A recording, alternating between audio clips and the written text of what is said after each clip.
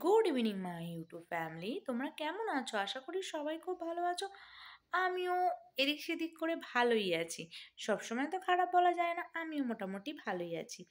তো দেখো, হালকার উপর একটুখানি তোমার সাজুগুজু, জাস্ট টাচ আপ। আমি কিন্তু মুখের মধ্যে কোনো মেকআপ করি না, কেন মেকআপ আমার কখনোই পছন্দ না। আমি যদি খুব সাজি সেটা হচ্ছে চোখে কাজল, তাও কাজলটা দেখো অনেকটা ছড়িয়ে গেছে। আর লাগাই ঠোঁটে লিপ বাম, এছাড়া কিছুই লাগাই না। আর কিছু মেকআপও করি না, কেন মেকআপ আমার কখনোই পছন্দ না। তো কালকেও তোমাদের সঙ্গে কোনো ভিডিও শেয়ার করতে পারিনি, ভাবলাম চলো আজকে ছোট্ট করে অন্তত একটা ভিডিও শেয়ার করে দিই, নাহলে তোমরাও তো আমার জন্য অপেক্ষা করে বসে আছো। তো আর দেখো, এই ড্রেসটা পরেছি, এই ড্রেসটা পরে কেমন লাগছে তোমরা কিন্তু আমাকে কমেন্টস করবে। আর যেহেতু ঠান্ডা, পায়ের মধ্যে কিন্তু আমি সক্স পরে আছি।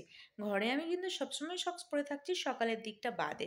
প্রায় দুপুর থেকেই আমি সক্স পরে নিচ্ছি, কেন আমার যেহেতু ঘরের মেঝেটা মার্বেল, ঠান্ডার কারণে আমি একদম ঠান্ডাতে পা ফেলতে পারছি না।